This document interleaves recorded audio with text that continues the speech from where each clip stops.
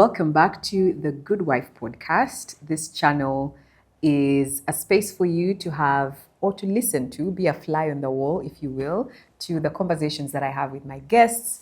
You are going to hear experiences, stories, perspectives that hopefully allow you to live a more meaningful life, more purposeful, more intentional, whether that's you as a single person, as a married person, a career person, whatever it is that you are about. This channel will hopefully help you live an intentional life.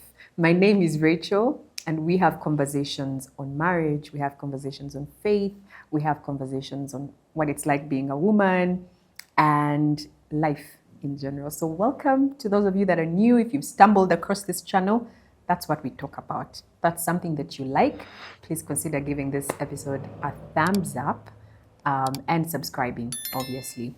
This episode is in partnership with Travails of a Mother with Dr. Eunice Adubango. The second edition is happening on the 8th of February 2025, and I cannot overemphasize the need, the importance, the value, the prudence in spending time in prayer. So if you are at the first one, you probably know what to expect and what to experience. Please plan to attend the second edition. Again, 8th February, tickets are going for 150,000 shillings. But if you are a saver and you want to put aside some money, you can buy yourself an early bird ticket at 135,000 shillings only. The details for payment are going to be shown on your screen, so please take advantage of that. You have speakers like Nancy Owino, who was there at the first edition, Pastor Sarah Segane, who's also going to be speaking, and then, of course, Dr. Eunice Adubango as well, who will be teaching and leading the session. It's a one-day event, so it's happening 8 a.m. to 5 p.m. with online and physical options.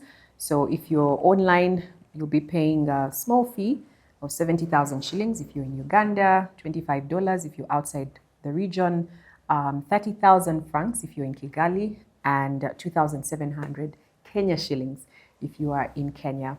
Those of you who attend physically will get yourself a prayer guide and a children's book as well. So there are many benefits to attending physically, not to mention you'll be interfacing with the speakers and with other moms or women. So you're a single person, you're asking yourself, must I attend? I'm not a mother. Any woman with a womb means you're able to birth something, so don't wait until you have children. Let's join in at the second edition of Travails of a Mother and dig up these spiritual wells. Okay? So that being said, my guest this week, you have probably interacted with her on Instagram. I don't know about Facebook and TikTok. I have interacted with her on Instagram, and she has these really beautifully curated videos where she makes breakfast for her husband. I don't know if she does it every day, every week. We're about to find out. But I was like, I must know this person who makes very nice breakfast. And you guys, it's not your simple katogo and a cup of tea. There's like fruit, pancakes, sausages, like fancy things. So I said I must talk to Edith. But that's not the only reason I wanted to talk to Edith. I quite like what she stands for. And on her bio, she describes herself as Edith, the Christian homemaker. And I'm like, that is my space. So Edith, can you please come to my channel? So Edith, you're very welcome. My guests, ladies and gentlemen. Thank you so much. Thank you so much for having me. You're welcome. I am honored to be here. I have watched you, and you're such an inspiration to me, and I'm sure to so many out there. Thank you. So this is such an honor to be here, and I hope I can live up to it. You will. Don't worry. You will. So Edith, can you tell us a little bit about yourself? So aside from what I have mentioned, the girl who makes nice breakfast for her husband. Yes. So I am a wife to Mr. Sentongo John Paul, a queen to a king, a real king. Nice. And I'm a mother of two, 1.5 and a 4-year-old. Oh, wow. And content creator. Yes. I love creating. It's just like an outlet, a safe. Really, it gives me joy. Nice. Joy when I see the videos come to life, and yeah. it makes me so happy. And it's paying off. I think And it people does pay off. yeah. So it's nice to do something that you actually love, Yes. and from it, Yeah. It's really amazing. It's Yeah. really And I think more amazing. importantly that even people are warming up to it. Yeah. I'd like to think that there's a wife out there who is like, you know what, I want to treat my husband like a king as well. You know, Yeah. like you do yours. Yeah. You know. So so happy to have you Yeah. here. Thank you. I think I first met you actually at Mom's Gather, the Mom's Gather that happened this year. Yeah. Was I MC this year? I feel like this year has been so long. I think it was this year. Yes, you are. Yes, Yes, you it was are. this year. Yes. And I don't think I had like an impression of you. You were well put together. Thank Your hair you. was like nicely put together. Your outfit, you were wearing a black dress. I Yes. remember. With like color, you know, kind of splashed all over your outfit. And then I went to Instagram and then I see your content. So I'm like, oh, she creates content. Then I went to your bio.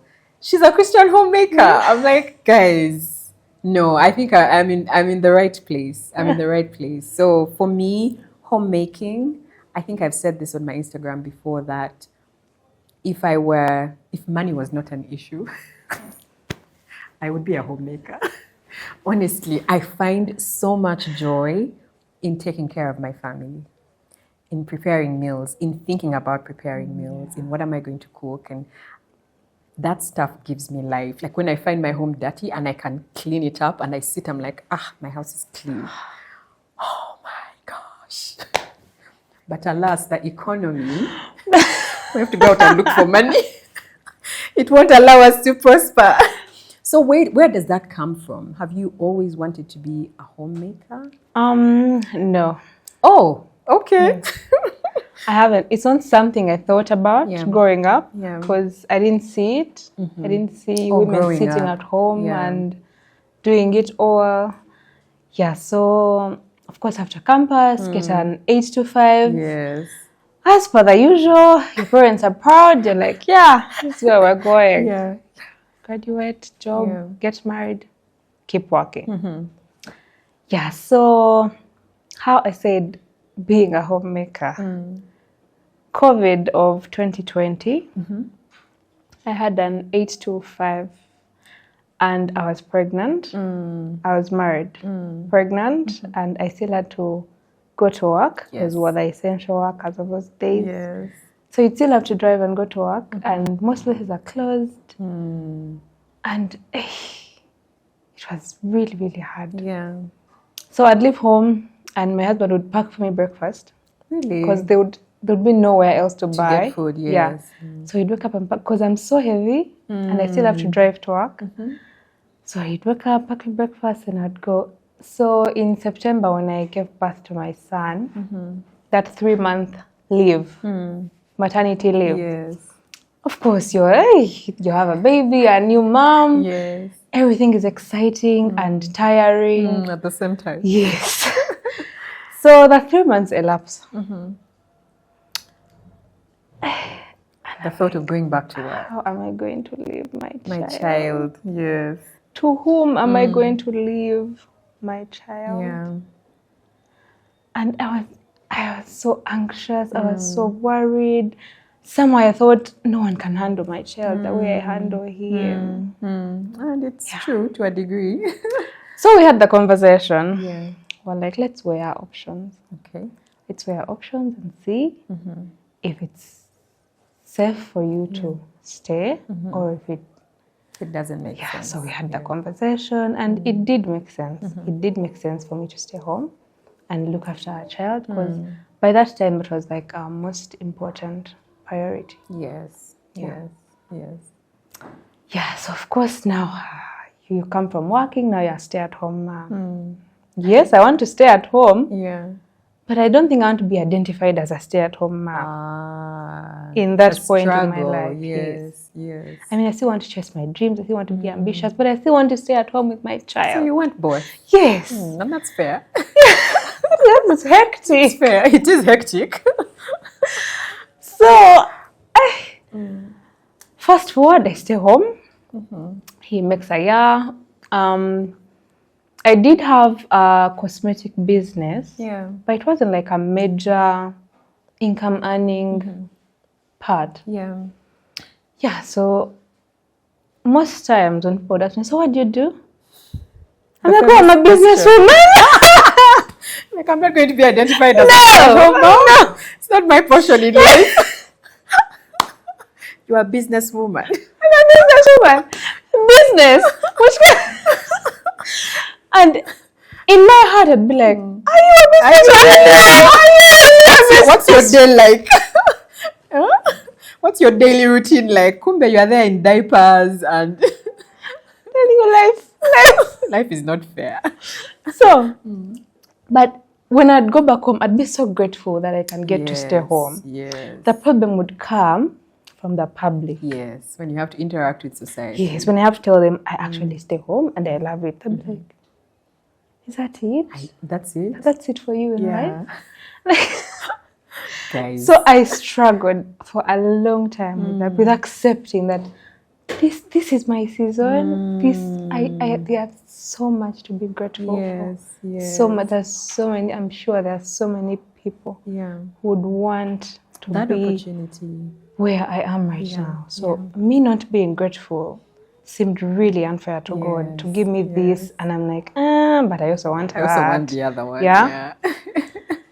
So gradually I started to accept it. I started to come into it. Then I had my second child, and I'm like, you know what? This is it. This is it. I love this, and it's about time I be proud of it. It's about time. I know I don't have examples to look at and be like, oh, but she's doing it, and not so many. Yeah, but I was like, you know what? God has given me this. I embrace it.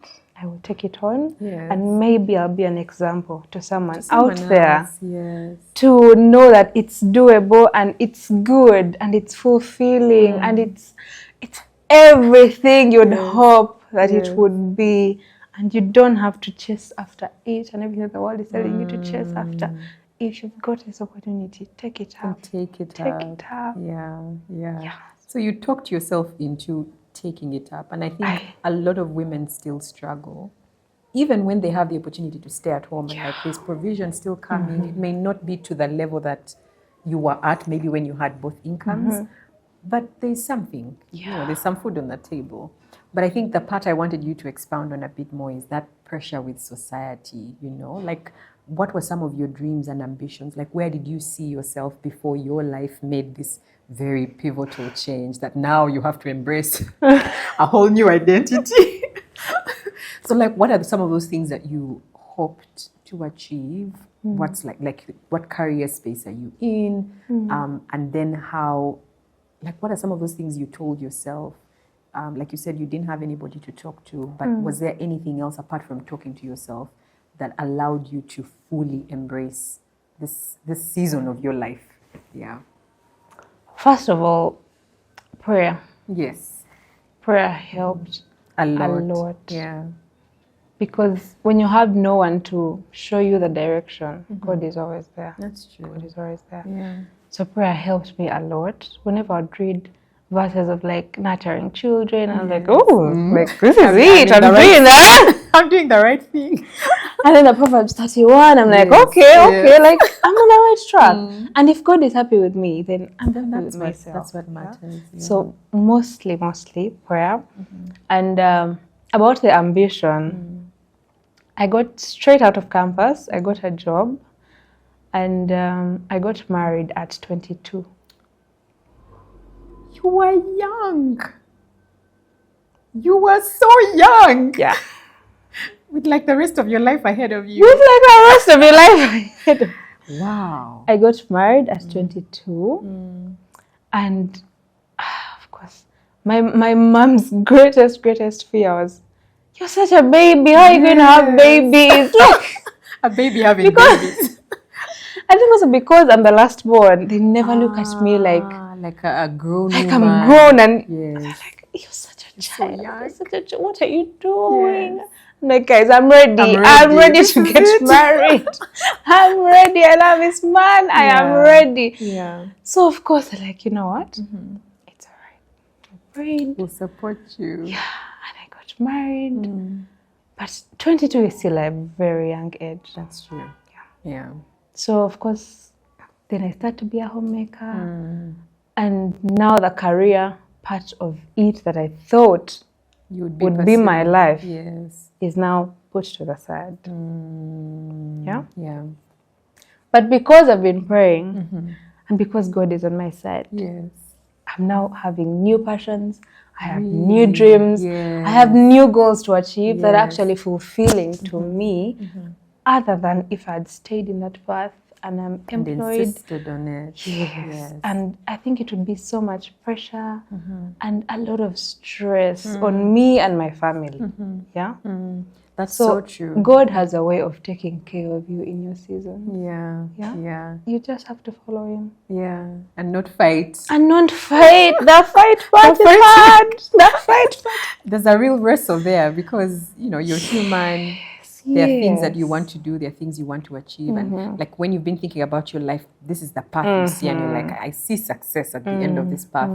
But I feel like if you allow yourself and allow God to lead you, then, like you said, new passions, new dreams. Did you ever think that you'd end up in a space like this? No, never. No. Yeah? No. Yeah. If you had told me 5 years ago, like, are you mad? Are you mad? Content me? what? How? Doing what? There is no way. But of course, we always love to take pictures and post and what, but you never think it would amount to anything. Yeah.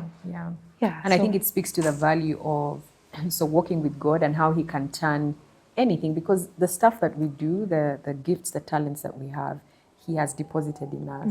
So He's the only one who knows how much more you are capable of. And He's like, you're insisting on this banking career, but I see you thriving as a chef. You're like, okay, I like cooking, but who is going to be a chef?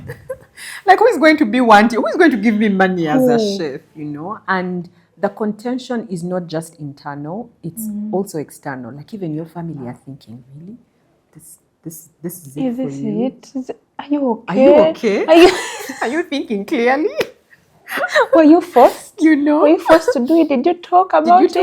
And you're like, guys, I did talk about it. Yes. And I have come to the conclusion that this is the path for me. And I think it speaks to even the seasons that we are in. I think sometimes we need to learn to separate, okay, this is a thing that's happening to me, and then this is a season that I am in. Yeah. Like, okay, I have had children. They're not going to be young forever. Yes. At some point, they're going to grow older. And you'll stay home. Right. And you start, now who are you taking care of? Like, what's your excuse, I don't know if you're able to talk about appreciating seasons of life and just learning to navigate them with surrender as opposed to, but Lord, this is what I want to do, Can you talk a bit about that? Yeah, I think we all go through seasons of life. And the less you fight, the more you enjoy it. Yes.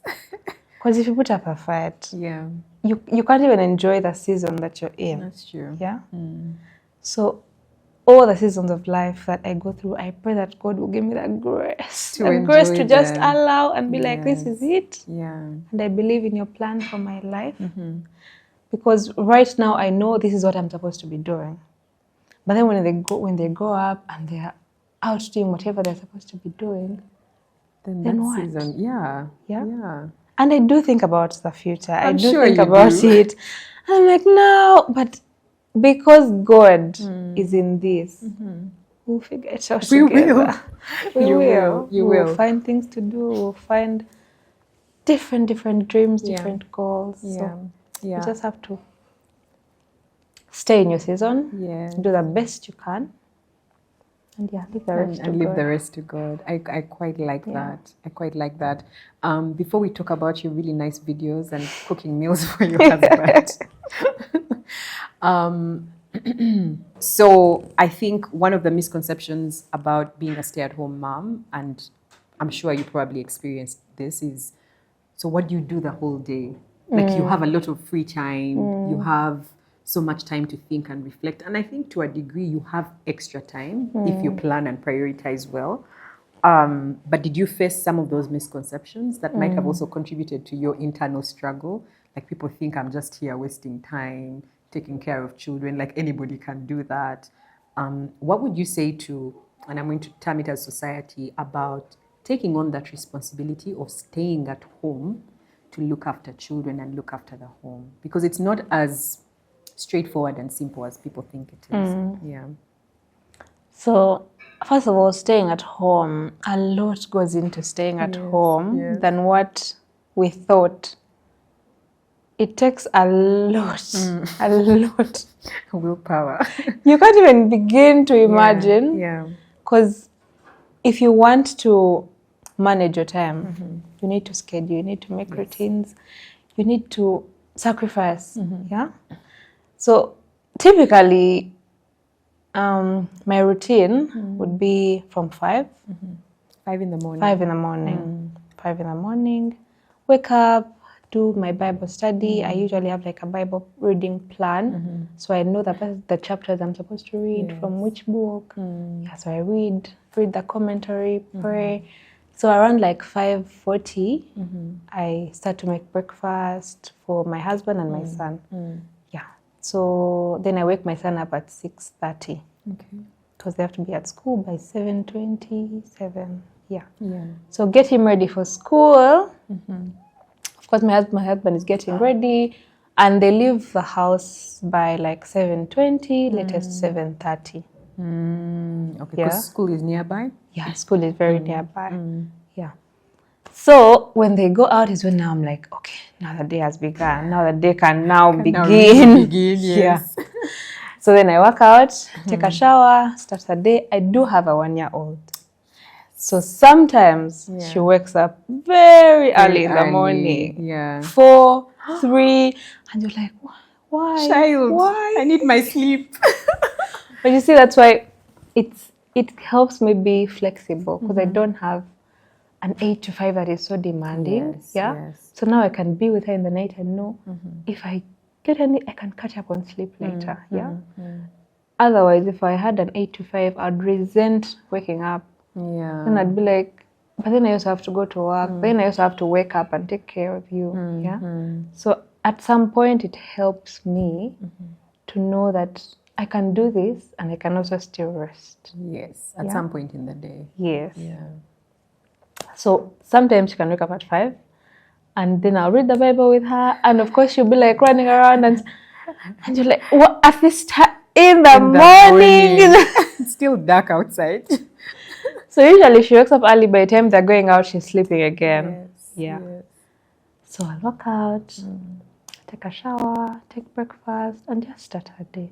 Whether I'm doing laundry that day, whether it's what, because I feel like being a stay-at-home mom, mostly you need routines to help structure.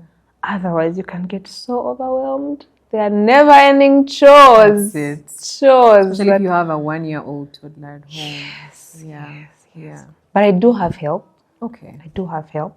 Yeah. So at least for the things that do not need me specifically, I'm able to delegate. Yeah.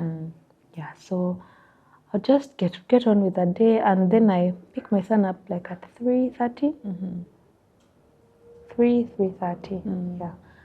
So after I pick him up, my day is like I can't do anything for myself. Yes. Done. Now it's a full house. Yes. Now it's a full house. So if I have work that I had to do, if I have, about it. I'm supposed to do it. I'm supposed to schedule it intentionally within that morning.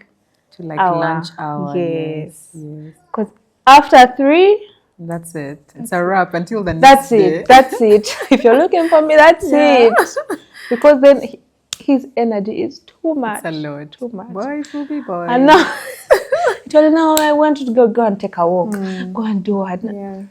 So that is work. Yes. All that is work. Like you have to feed them, make sure they've eaten. Is it a balanced diet? Is it... There's a lot that goes into meal prep, by the way. Are they just eating, or are they eating well? Are they growing? When they fall sick, another full-time that's job. another.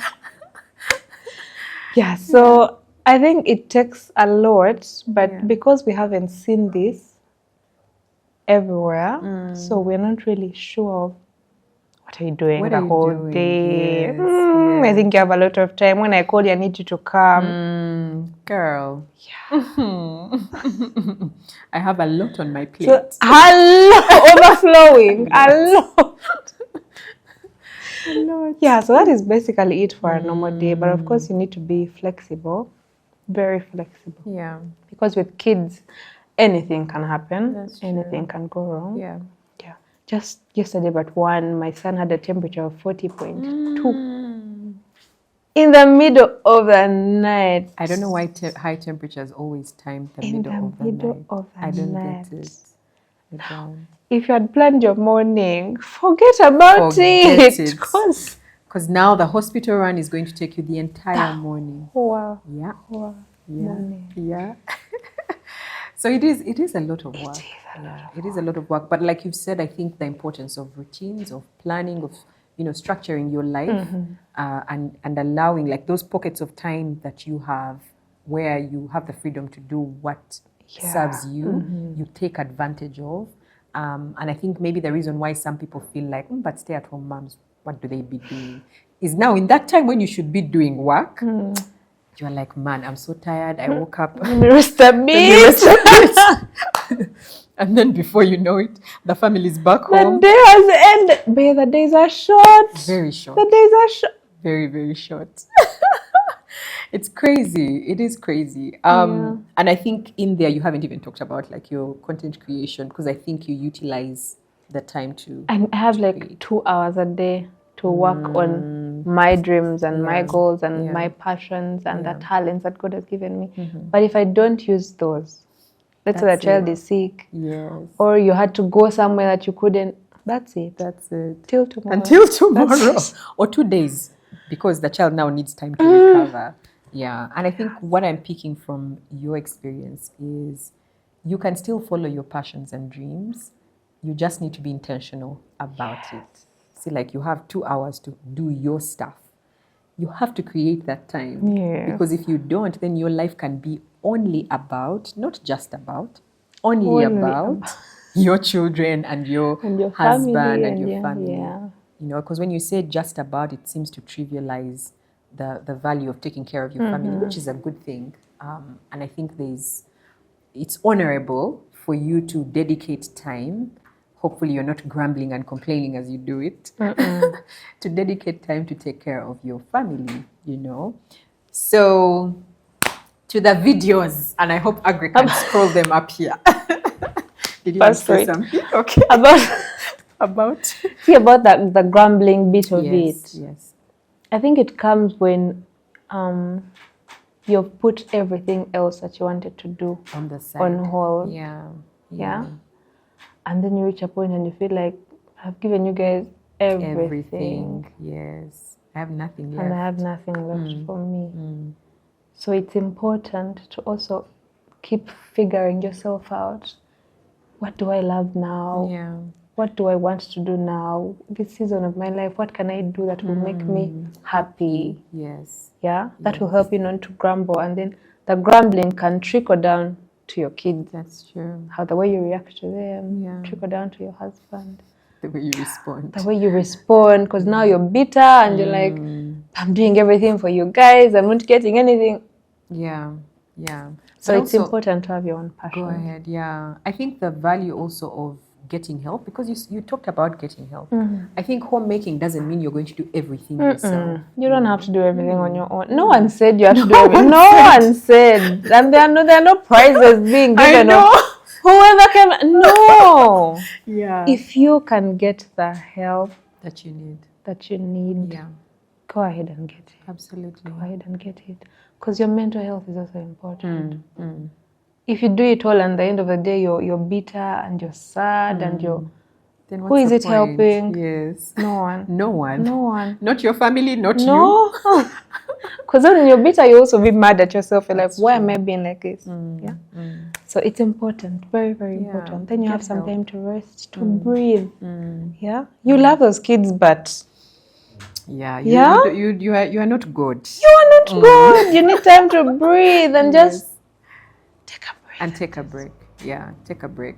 So do that, get help, but also feed your passions, feed your dreams, your aspirations. In little ways. It may not be where you spend like 5 hours away from home, but in little ways, step by step, just feed those passions, because then you will enjoy your life while taking care of your home and your family. So these nice videos that you create.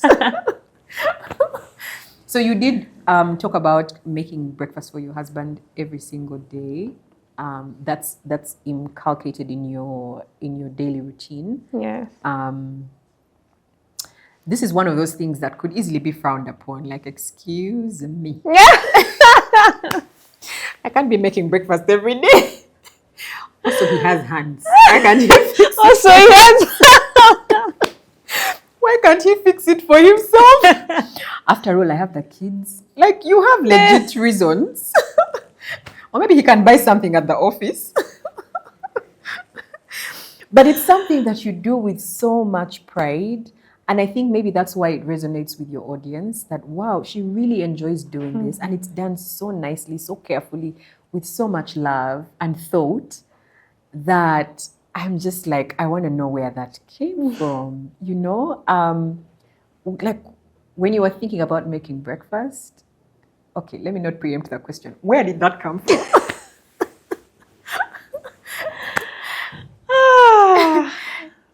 It's been a long time coming. Has it? So that started from when he used to make me breakfast. When I used to have to go to work, he would wake up and make me breakfast. Yes. Of course, it shouldn't be any. He would fry eggs, put in between the bread, like no butter, no nothing. Then he would use powdered milk instead to put of in the hot water. No time.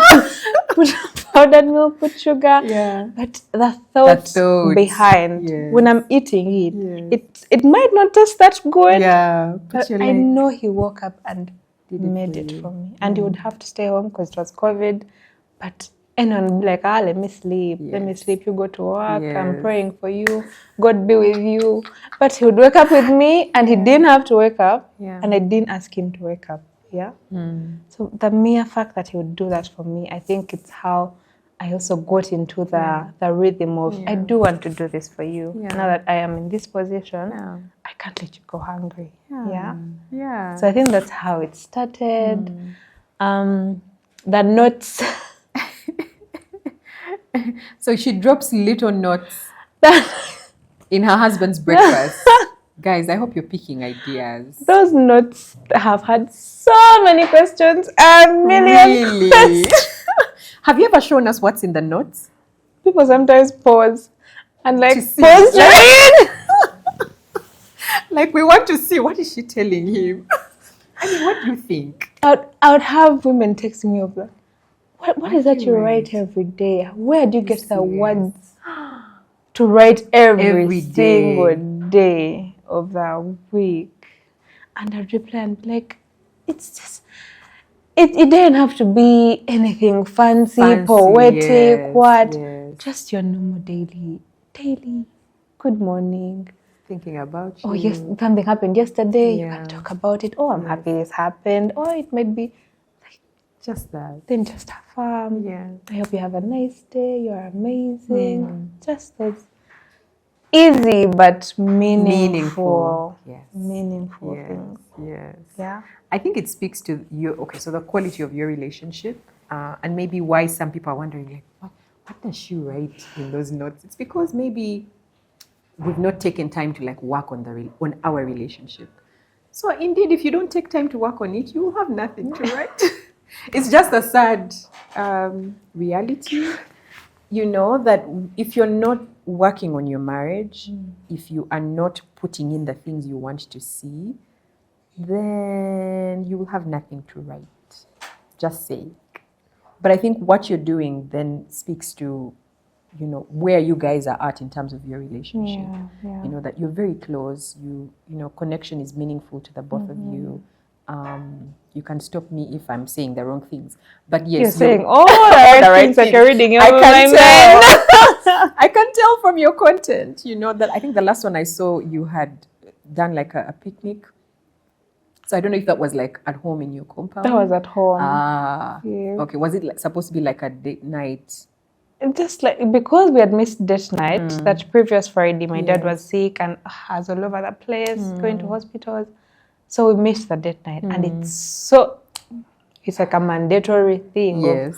We have to. Because if we don't go, then that is it for the week. Yes. That is it for that time that we get to connect and just evaluate how was this week? How are you doing? How are you doing? Where are you at? Yeah? Yeah. So because we missed that, I felt that I could do something. I didn't have to be away from home. Yes. I could do something and make it special. And that is how that's how it ended up. Yeah. So are there days you don't feel like doing breakfast? Yes. That's not how it seems on your Instagram. I am human, extremely, 100% human. Are you? Yeah. You seem very superhuman. There are days. Yeah. So on those days, if, let's say, I'm not making breakfast from scratch every morning. I can understand that. Yes. Because then that would be hectic. Yeah. So on the days when I don't feel like, I will do something quick, either quick, like I do have those who quick and easy. Yes. It will still be good, but not making pancakes from scratch, baking, So if you need to have those recipes that are quick for you, less than 10 minutes, you're done. So that you don't have to take a long time and you're also not feeling your best. That's true. That's true.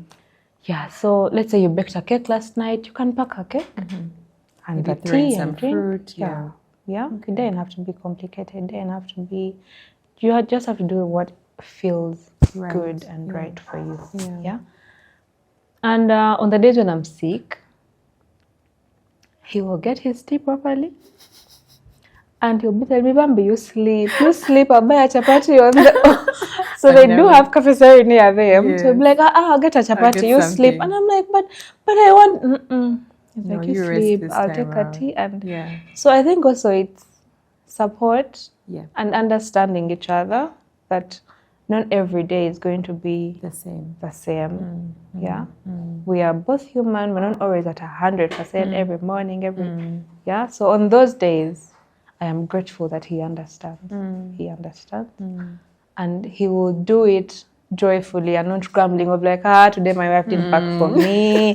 No, he'll go properly and come back home happily. And I think that is also important. Because you've invested. And I think as we fill each other's cups in marriage, that in the times or seasons where we are not able to, we're able to draw from what we have filled, in the past. But if you're not filling your cups, then in the times when it's needed and you're not able to, like, it's empty. There's nothing to give you. Yeah. So I think I really appreciate seeing things like that on social media, where it's like, oh, this is my truth, this is my life, this is what I do for my husband. And it's not that, because I think somebody might be watching and saying, but why is it always how he's making breakfast? Is there anything he does for you? Because I feel like we are in an era where it's tit for tat. Yes, like people want it to be fair, so that it makes sense. If she's doing breakfast, is he buying dinner? Is he, like, what is it that he's doing to kind of balance? And I think sometimes you don't have to wait for it to be fair. It's from the abundance of your heart. You're like, okay, I want to do this nice thing for my person. And then it becomes where you're outdoing each other. He's making you happy, you're making him happy. You're competing, like, who will make each other happiest? Right? Right? It becomes a competition, and a really good competition that you can both benefit from. So I think it's safe to say that just this small gesture has impacted your marriage. Do you want to talk about how it has it done anything for your relationship? So recently he came home and told me, but these breakfast videos. I'm like, He's like, So he has two friends at office, and they were on they were on Instagram. They were in the boardroom. Oh, they were in the boardroom, and they were seated. So typically, it's time for breakfast, so he pulls out his bag, his lunch bag, and then they also pull out. Oh, he's like, but you guys never had.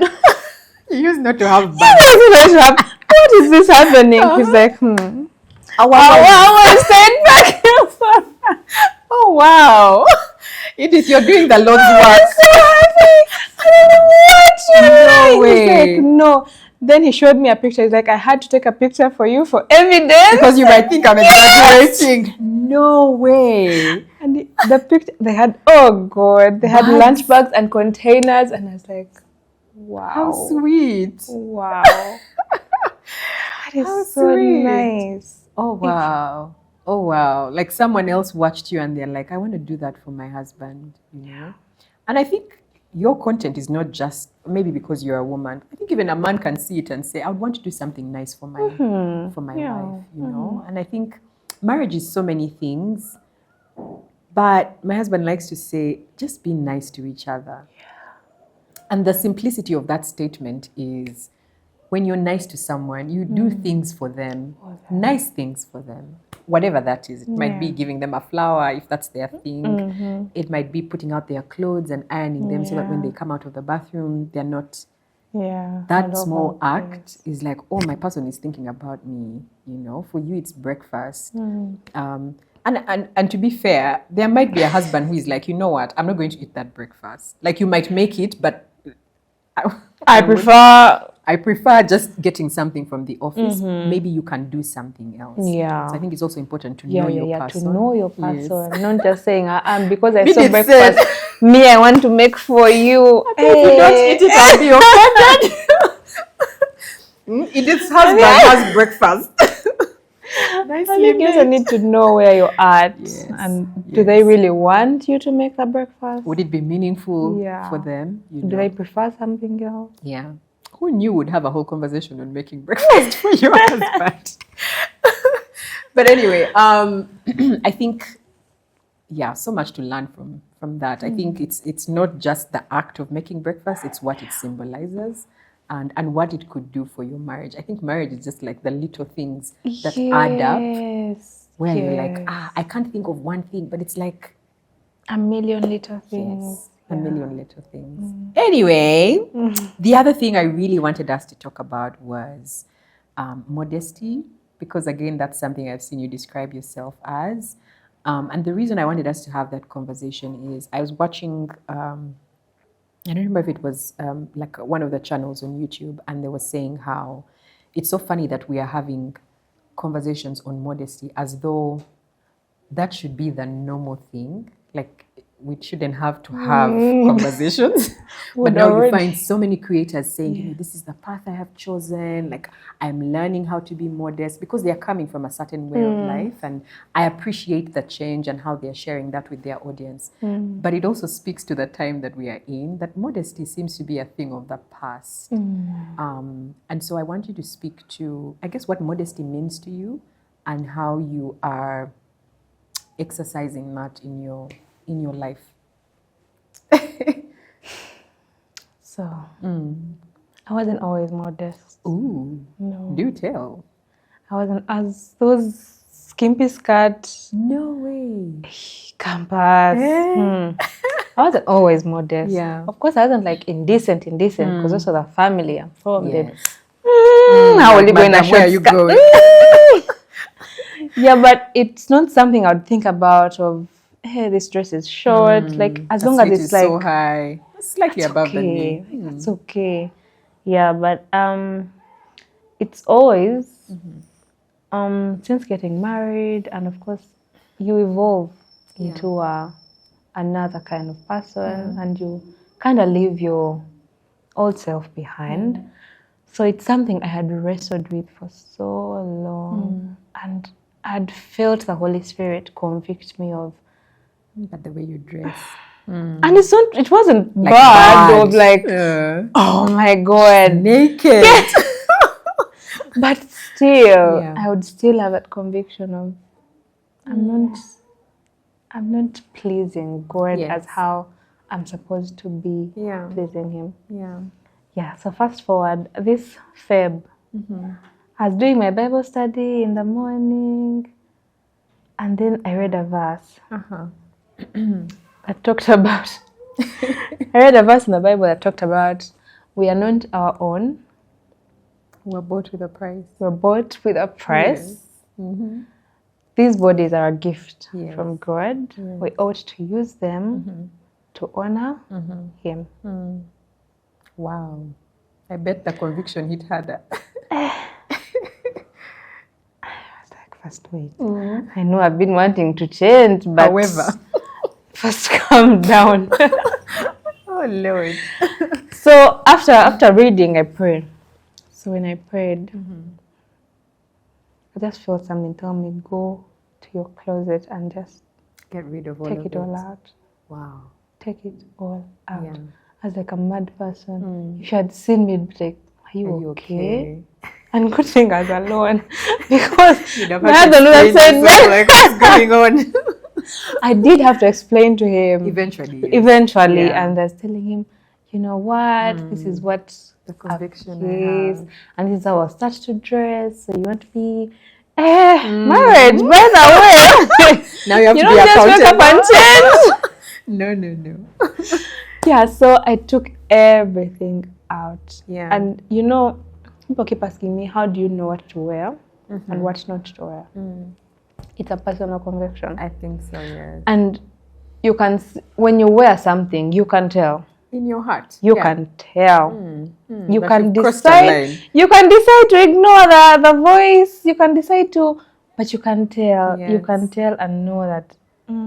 Here, you've crossed a line. So yeah, I think it's really, really a personal conviction. Yeah. And it depends on your walk with God. What is He telling you in this season of your life? Yeah, so I took everything out. I took the pants out. I took the Also, even the pants. even the pants. That was my hardest. That was my It must have been hardest. hard. Because who do I wear pants? Yes, in this day and age. In this day and Yes, age. And I like to think of yes. myself as a cool. Yeah.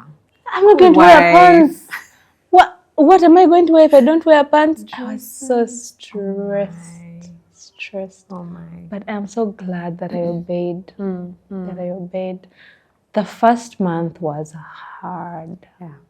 Hard. I had to start wearing my maternity dresses of the previous baby Yes. because I had kept those just in case. In case, yes.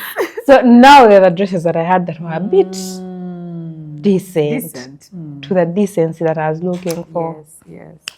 And I had nothing. I'd walk around the house looking like, and you're like, but when I is good.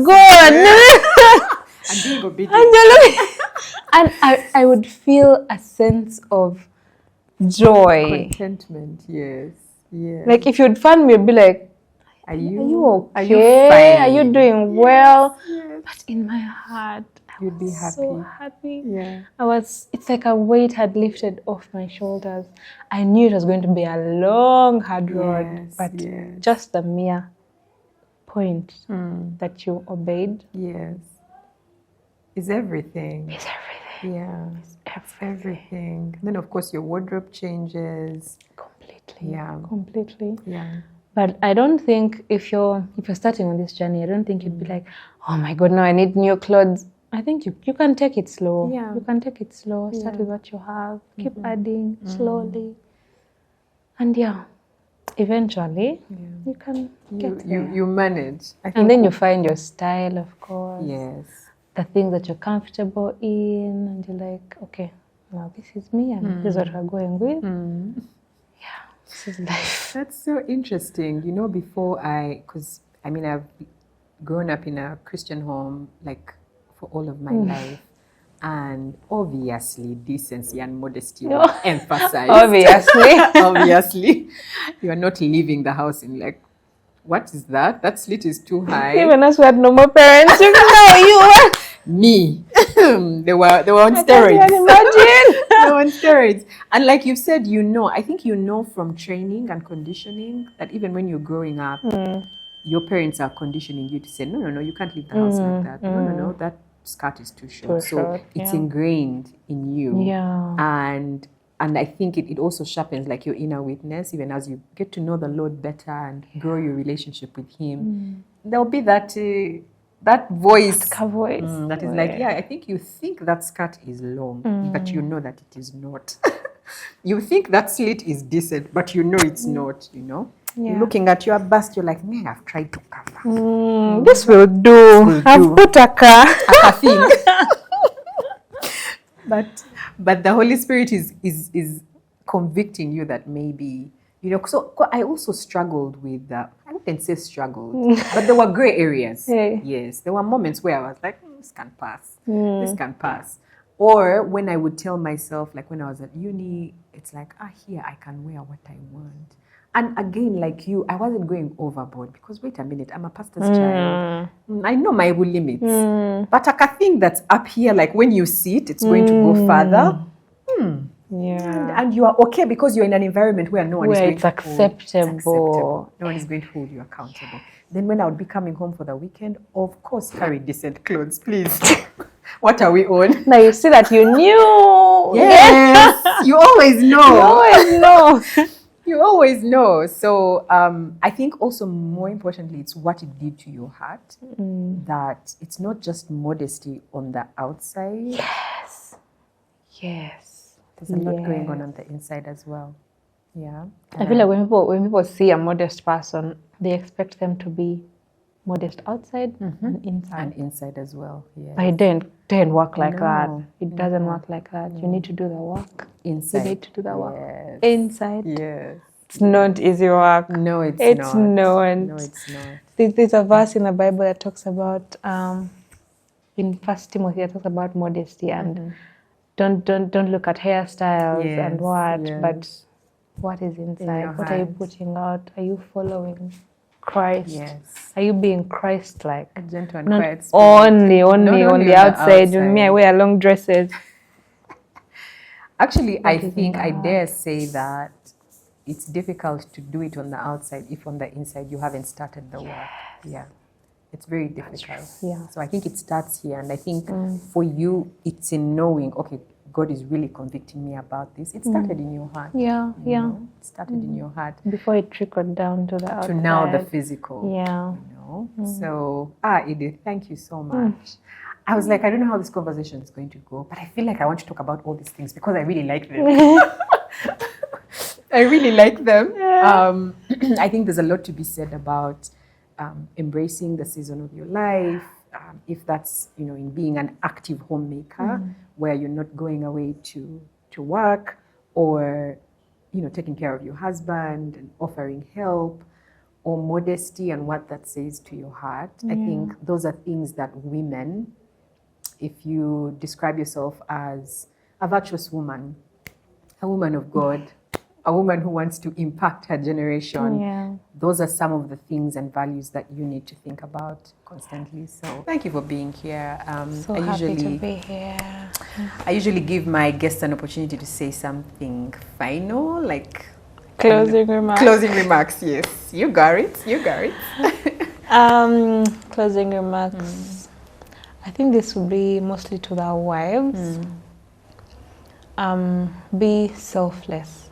Yes. Be selfless, because once you're always thinking about the other person, how can I make their lives better? How can I bless them? How can I make their lives easier? What can I do to lighten the load? Then you're able to take care of them. Yes. And don't do it expecting a reciprocated kind of but 100% it always comes back, but don't do it from that place of I've done this, so you need to do this for me. Just do it because you want to. Selflessness will take your marriage so far. So far. And it always comes back. It always does. It always comes back. It always does. It's hard to make the first move, but it always does. Because there's the fear of, oh my gosh, what if he takes me for granted? Also him. As long as you remove those blockers in your mind and just, this is what I want to do because I'm a really good individual. And I'm not doing it in my own strength. God has given me God grace. has given you the strength. We have that Philippians 4:13. Yes. You can do all things. All of them. Through Christ who gives you strength. Yes. Yeah. Absolutely. So you always have the strength to do everything. Yeah. Thank you. Thank you. I have some packages for you because you have been such a nice guest. Oh. Snacks for you and your family from Newman's. Thank you so much. They are the makers of the best snacks. Thank This you. side of Kampala. This side of Uganda. Evening tea. You know, from popcorn to hard corn, they have badia as well. Popcorn looks like this. Yes. Shouldn't I be showing? Movie theater crisps. Flavored crisps. Yes, tomato flavor. What's this purple one? My daughter would love it. Fruit chutney. Oh, I love it. I've not seen this one anywhere. Really? I haven't. No, it's amazing. I think you're going to enjoy it. I'm going to try this. Oh, I see cookies. Thank you so much. You're welcome. In partnership with much. Newman's, please follow them on their socials and of course support. When you're in the supermarket, look out for the Newman products. Yep. Oops. Sorry. And this one is for you. Specifically. Hey, you're killing me with gifts. Christmas came early. From Risa Naturals. I love gifts. Oh, Risa Naturals make skincare products. They are naturally made right here in Uganda. Can you believe? Made by a Ugandan. Really? For Ugandans, yes. Ooh. Beautiful skincare products. So she has butters, body scrubs, soap, just to make your skin look even more radiant. Thank you. You're welcome. Thank you so much. You're welcome. I really like ending the show on I am this note, living with goodies. You poured into us, we are giving to you. Yeah. Thank you so much. You're welcome. Thank you. You're welcome. Thank you, Newman's Food and Risa Naturals. Make them your choice for snacks this Christmas holiday.